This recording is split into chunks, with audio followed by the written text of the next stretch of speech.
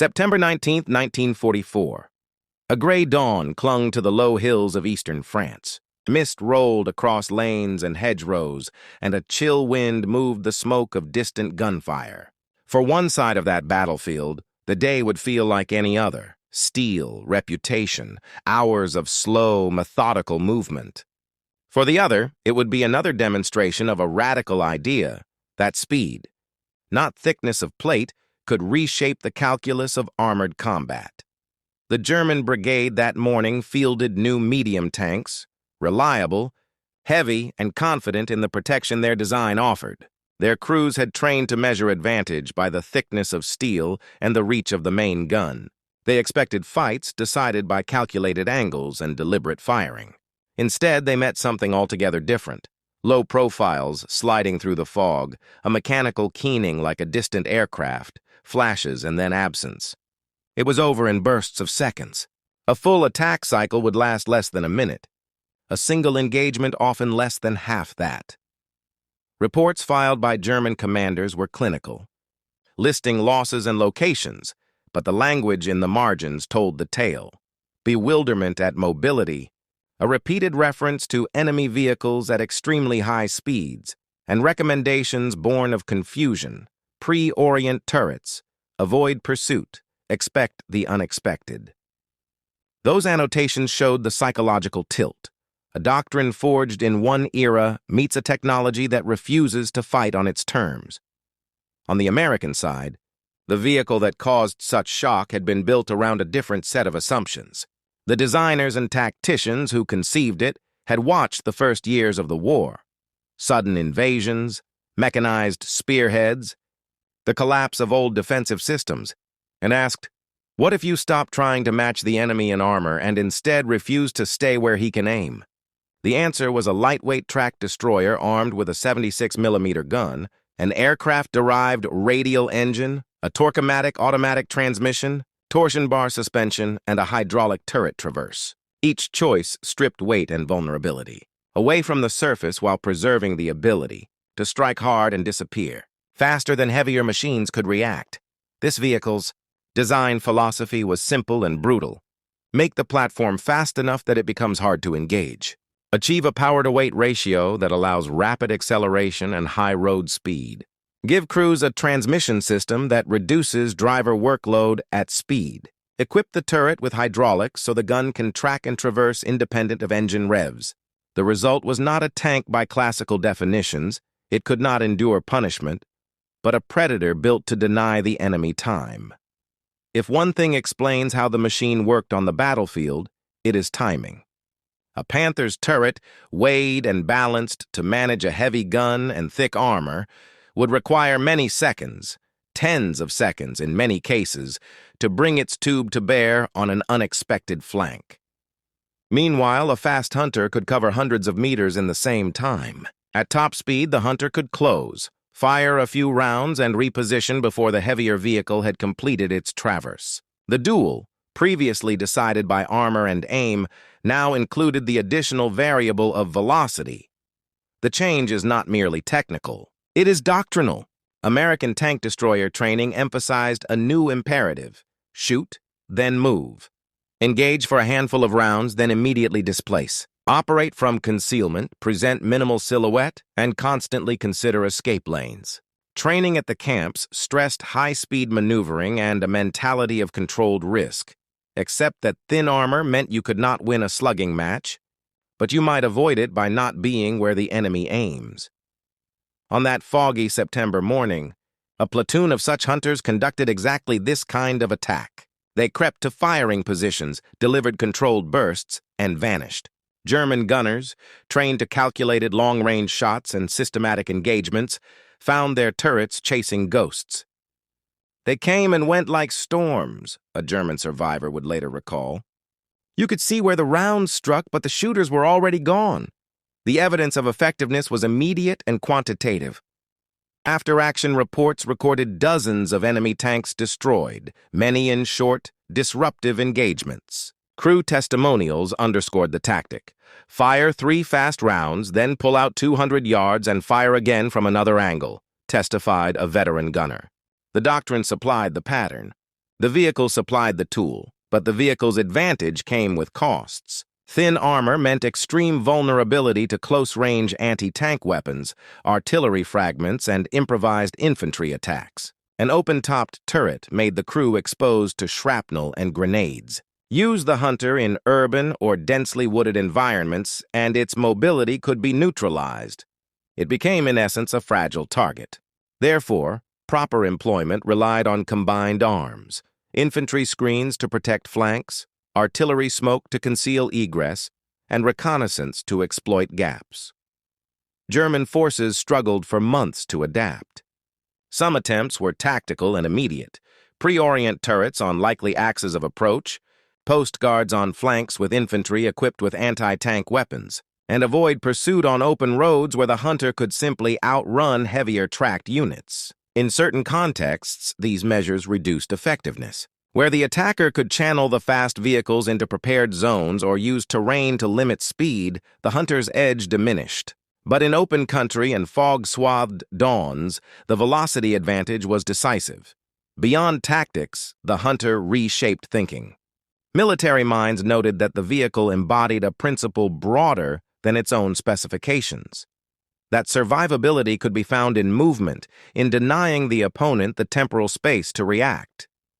This principle would echo forward into post-war design debates: how to balance armor and mobility, how to integrate automatic transmissions and high power-to-weight ratios into modern combat platforms, and how to treat speed as a defensive tool. For the men inside, survival depended on split-second judgment. Drivers learned to exploit acceleration and traction without destroying components. Gunners learned to accept a lower first-round hit probability in exchange for the opportunity to strike and vanish. Commanders learned to coordinate movements as a chess player thinks 3 moves ahead. Psychological selection mattered. Those who thrived in such units were often men comfortable with risk and rapid choice-making. The material side of the change was also American industry's story. The vehicle married automotive mass production techniques with aviation-derived power. Using a radial aircraft engine delivered high power with relatively low weight. Automatic transmissions simplified driver tasks. Torsion bar suspensions offered stability at high speeds. Built with an eye to producibility, the design allowed significant numbers to reach frontline units in months rather than years. That industrial flexibility converted doctrinal possibility into battlefield reality. But war has a way of complicating even the neatest theories. Commanders found that the fast Hunter, designed to counter massed panzer thrusts, often found itself assigned to a wider variety of tasks: infantry support, convoy defense, rapid response to infiltrations.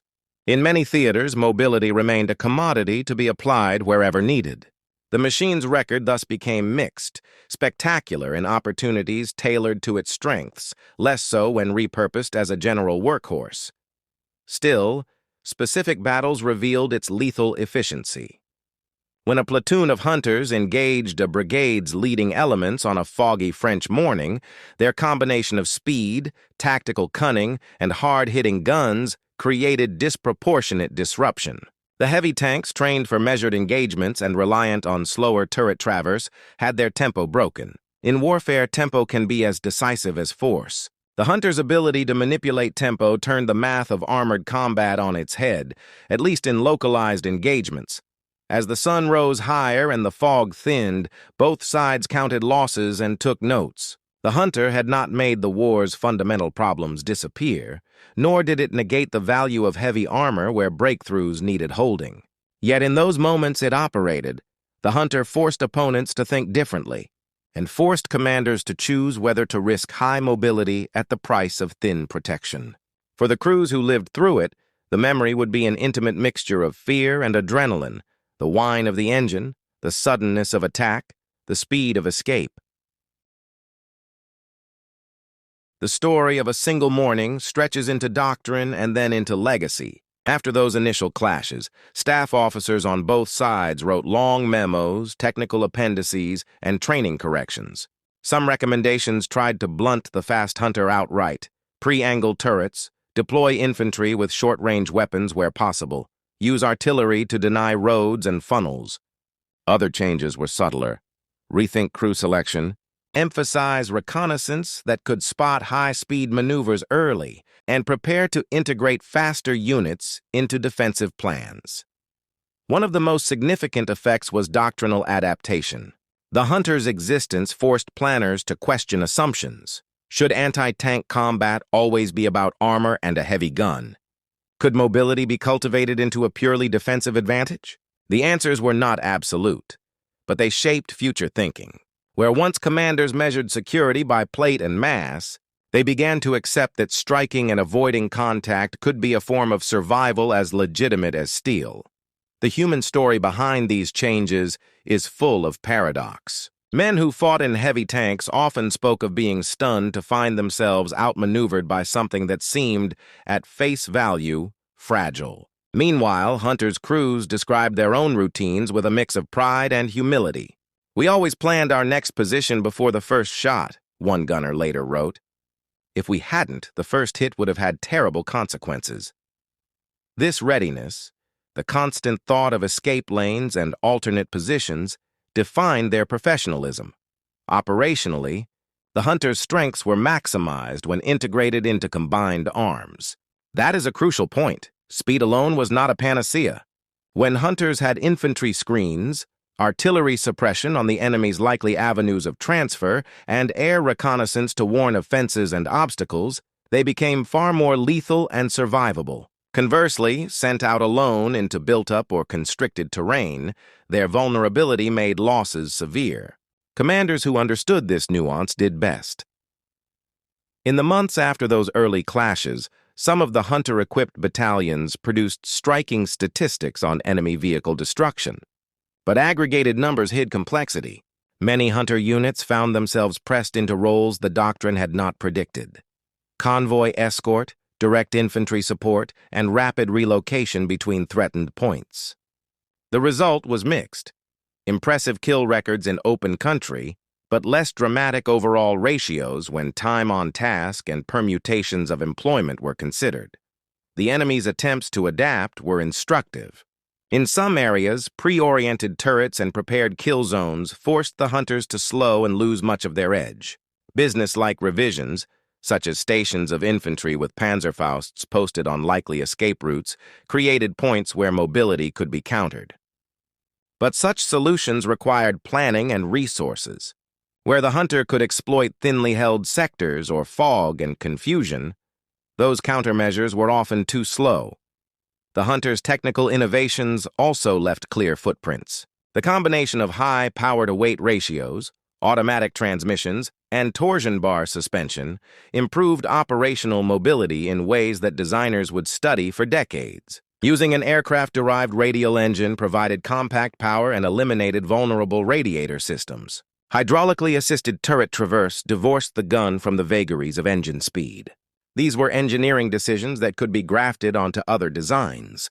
They were not unique to that vehicle, but exemplified a trend toward systems-based thinking about mobility.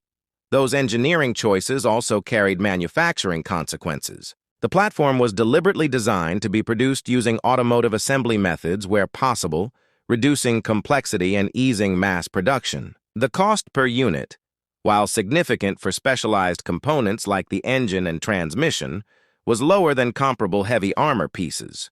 Mass production then enabled the doctrinal experiment to be tested at scale. Small numbers of a new idea might demonstrate potential, but only sufficiently large quantities could alter battlefield patterns. Across theaters, the vehicle's adaptability became clear. In the narrow ridges and mountain roads of Italy, speed translated differently, not as blistering road runs, but as the ability to climb and redeploy to commanding heights before heavier units could arrive. In the Pacific, jungle terrain often limited mobility, but the platform's responsiveness made it useful for moving quickly between beaches and cutting off infiltration. In every case, the constant was the same. The doctrine had to be tailored to terrain and task. Post-war, the Hunter's legacy influenced design philosophies worldwide. Armies began to debate mobility versus armor in new terms. Some nations developed light, fast reconnaissance vehicles with heavy armament relative to their weight. Others pursued heavily protected main battle tanks, believing the future would again favor mass and protection. The hunter's lesson, that speed can be a substitute form of survivability, was folded into design choices for decades to come. On the battlefield, the most immediate lesson was practical. The hunter was never self-sufficient. It demanded a supporting cast. When commanded and coordinated properly, it could be the scalpel that unstitched defensive seams. When isolated, it could be the first to be burned. Successful commanders thus learned to integrate hunters into larger plans that included infantry, artillery, and aerial observation, a foreshadowing of later networked battle concepts. The psychological dimension of the hunter's success is also worth noting. The men who commanded heavier tanks and had long believed in the protective value of armor faced a humbling experience. Advanced training and a formidable vehicle did not guarantee control of the fight if the tempo could be manipulated. Doctrine is as much about habit and training as it is about technology. Changing habit is slow. In many cases, entrenched practice and institutional culture delayed the adoption of effective countermeasures. Equipment producers and engineers also studied the hunter's weaknesses. The open top was a glaring vulnerability, and later post-war designs tried to preserve mobility while improving overhead protection. Active protection systems that can intercept incoming projectiles and advanced fire control systems that increase first-round hit probability are descendants of the same logic.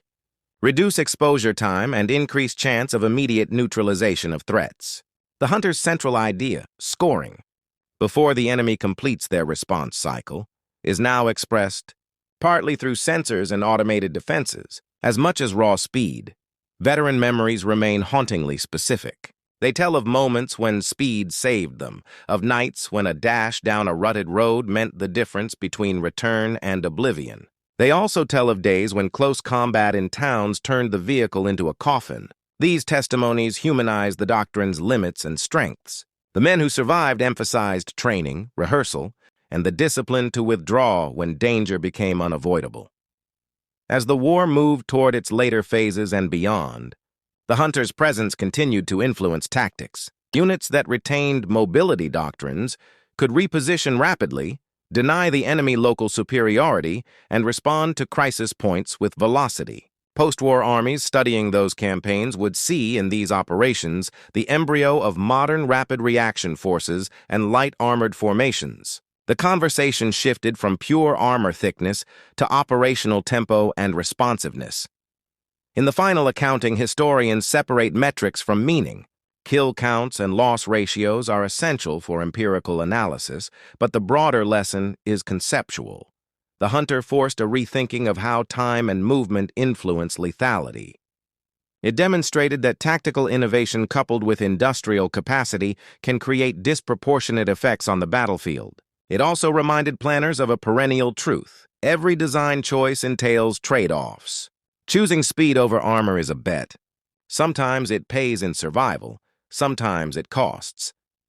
The machine's echo in decades that followed is visible, in reconnaissance vehicles, in wheeled high-speed gun systems, and in doctrines that favor rapid deployment and mobility. The balance keeps shifting as technology delivers new methods to protect crews without necessarily thickening plate.